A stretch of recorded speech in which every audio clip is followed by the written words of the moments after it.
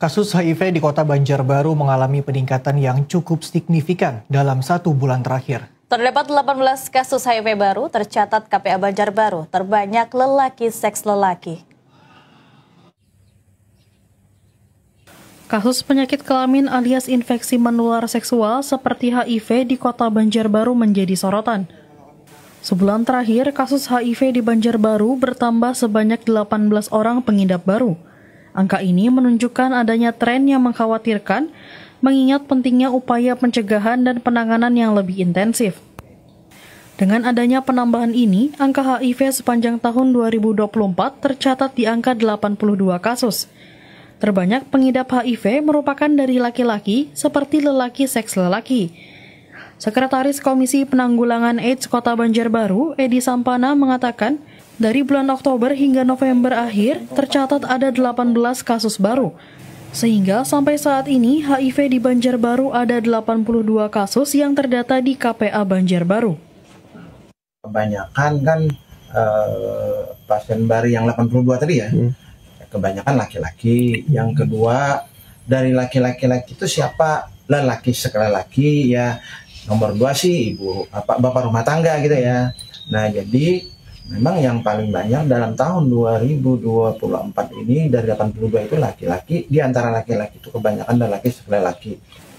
Masyarakat diimbau untuk lebih peduli terhadap kesehatan diri dan lingkungan, serta tidak ragu untuk memeriksakan diri ke fasilitas kesehatan setempat jika merasa berisiko. Penanganan yang lebih cepat dan dini diyakini dapat memperlambat perkembangan virus dan meningkatkan kualitas hidup pengidap HIV. Assalamualaikum warahmatullahi wabarakatuh. Waalaikumsalam. Halo, sahabat OBP semua, balik lagi sama kita berdua di OBP, obrolan bawah pohon. Ini beneran bawah pohon.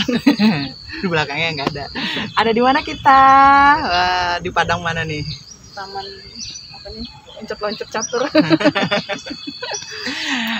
Hidden gem. Karena hanya orang-orang tertentu saja yang tahu tempat ini.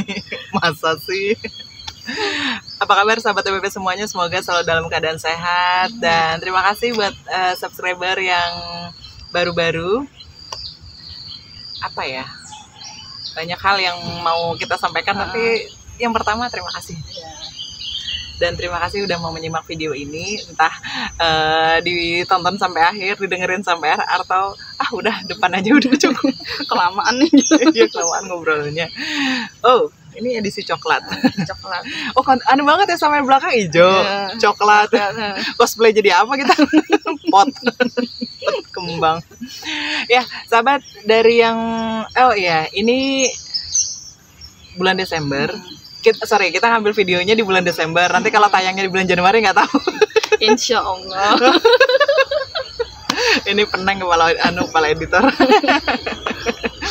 Jadi bulan Desember itu biasanya yang kita tahu itu 1 Desember adalah Hari AIDS. Diperingati ya. Ya, diperingati untuk mengingatkan kita semua bahwasanya bahaya HIV/AIDS ini masih membayangi kehidupan kita. Dan yang kalaunya biasanya Hari AIDS mungkin nanti ada dapat keluaran ya, angka-angka dari mungkin dari Dinas Kesehatan gitu ya. Dan ternyata kalaunya di Kalimantan Selatan sendiri itu estimasinya dari Januari sampai Oktober 2024 itu ada sekitar 904 kasus HIV/AIDS, dan itu Kalsel, dan ternyata yang menempati angka tertinggi itu di Banjarmasin dengan kasus 221 kasus. Jadi ini ternyata dari angka 904 ini itu ada kenaikan dari 2023 gitu loh. 2023 705. 605 di 2022. Jadi nggak ada istilahnya dari 2022 itu turun angka kasus pengidap itu. Nah, ini kan jadi mencengangkan juga bagi kita gitu loh. Kenapa kok setiap tahun itu ada peningkatan gitu ya? Tapi ya memang ini bukan tanpa alasan ya, karena bisa jadi gitu ya, dengan sistem kehidupan kita sekarang yang katanya bebas berekspresi, itu jadi bikin manusia itu yang namanya hawa nafsu itu katanya harus disalurkan gitu ya, liar bahkan. Ya, gitu. Jadi yang kita isi dulu ya Bu. Iya, tuh. Kalau dalam sistem sekuler kapitalis nih ya, memandang untuk naluri itu ya, Iya. naluri jinsiah ya. Iya, benar. Jinsiah ya, seksu. Iya. Naluri itu. Makanya sebenarnya kan kemudian ya, kalau masalah HIV/AIDS ini dari Kemenkes sendiri itu kan banyak program ya, terutama untuk misalnya untuk anak, sebenarnya memberikan semacam peringatan juga ya untuk perilaku seks yang positif sejak dini gitu. Bahkan sejak dini benar. Kan ada istilah apa dulu tuh, bukan istilah ya, Kespro, program Kespro itu kan udah memang lama ya. Ada duta gitu, kesehatan reproduksi remaja. Iya. Gitu. Nah itu tuh memang dalam hal ini ya, mereka tuh konsen gitu ya, konsen untuk mau dan tidak terlibat dalam sesuatu misalnya kebersihan diri gitu ya, mengenalkan tentang bagian tubuh yang sensitif, dan tidak boleh dipegang orang lain guna mencegah kekerasan seksual. Kan itu ya kalau dalam Kespro itu.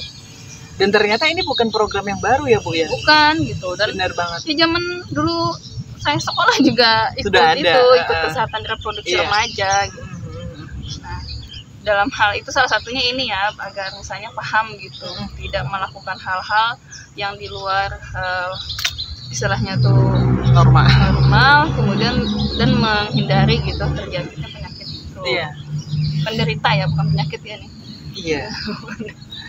Karena memang hari gini gitu ya, masalah AIDS ini kan bukan cuman istilah dari perilaku seks bebas juga. Kan ada istri yang tertularnya itu sebenarnya dia bukan pelaku seks bebas, tapi mungkin dari suaminya gitu, atau anak dari orang tua gitu ya. Jadi penularannya itu memang bisa jadi gitu karena hal-hal yang tidak langsung terlibat dalam hal misalnya pergaulan bebas. Belum lagi yang pergaulan bebasnya ya. Iya, benar. Nah, jadi persoalan AIDS ini itu tidak bisa hilang selama kejahatan seksual itu juga belum bisa dihilangkan. Iya ya.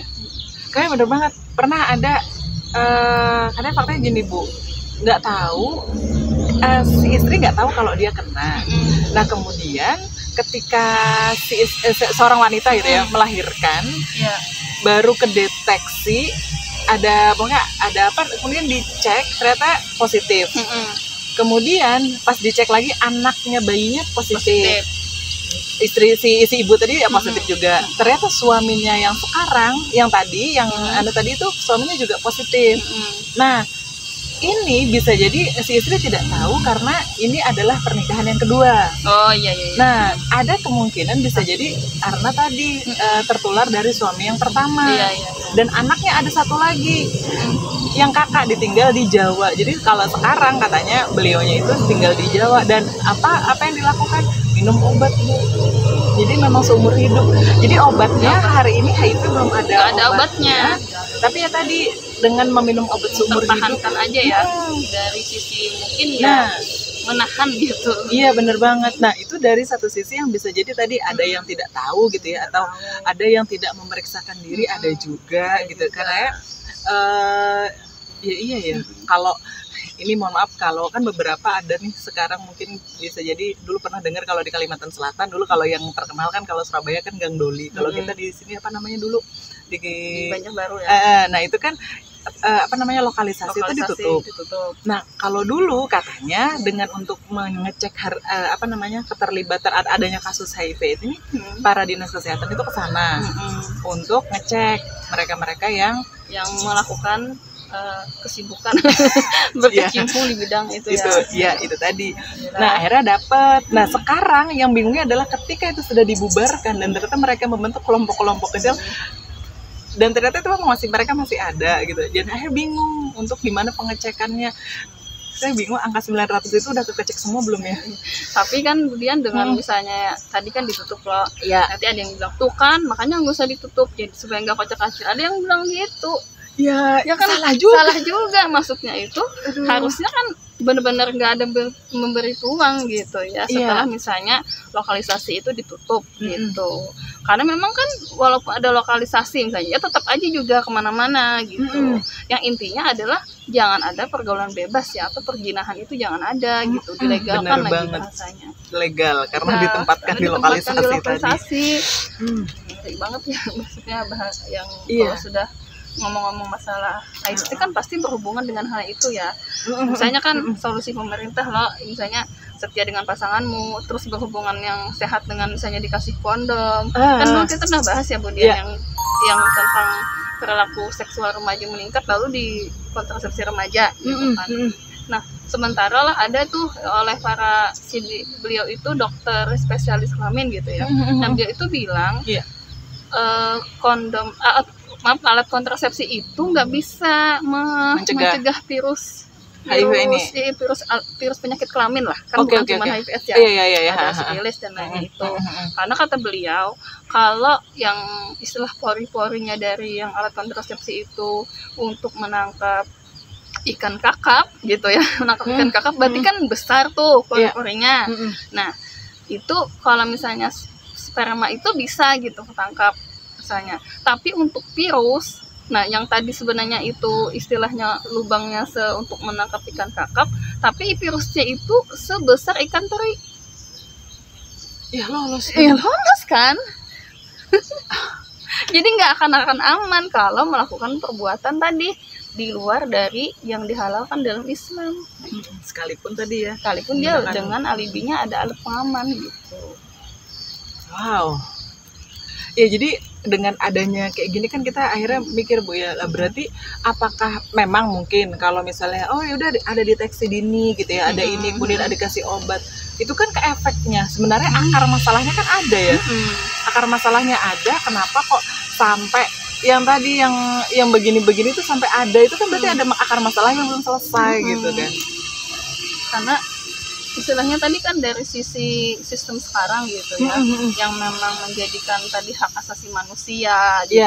Kemudian hukumnya tidak tegas gitu terhadap pelaku pergaulan bebas. Jadi ditambah lagi gitu pandangan terhadap naluri itu tuh adalah suatu kebutuhan dah, paket komplit dah untuk membuahkan kerusakan. Kan bahasanya gitu. Nah, benar. Dan kita kan sebagai kaum muslimin ya, apalagi kita sebagai muslimah gitu, sangat ngeri ya kalau kasus-kasus begini gitu. Belum lagi kan kalau kita berkaca, maksudnya memandang dari sisi ketika riba dan zina itu merebak gitu, Allah Ta'ala kan tunggu gitu, akan ada bencana gitu ya, musibah yang kamu sendiri yang menghalalkannya, musibah itu terjadi. Itu naudzubillah min dzalik.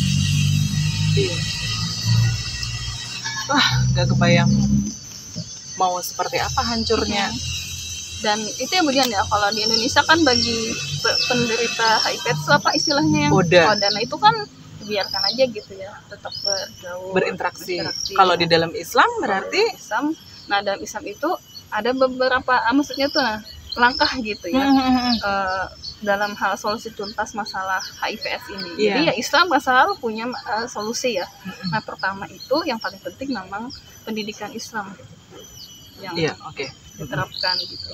Karena dengan pendidikan Islam itu yang kita berbasis akidah itu, mereka kan akan istilah berhati-hati dalam berbuat.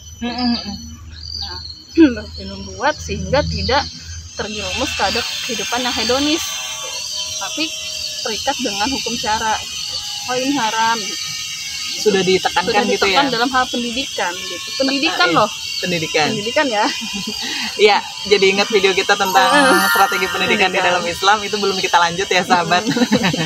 Nah, yang kedua kan khilafah pemerintah Islam gitu, dalam hal ini khilafah itu sistem pergaulannya itu pergaulan Islam kan. Yang salah satunya misalnya menutup aurat gitu, tidak boleh khalwat dua-duaan. Jadi ada apa sih namanya tindakan pencegahan.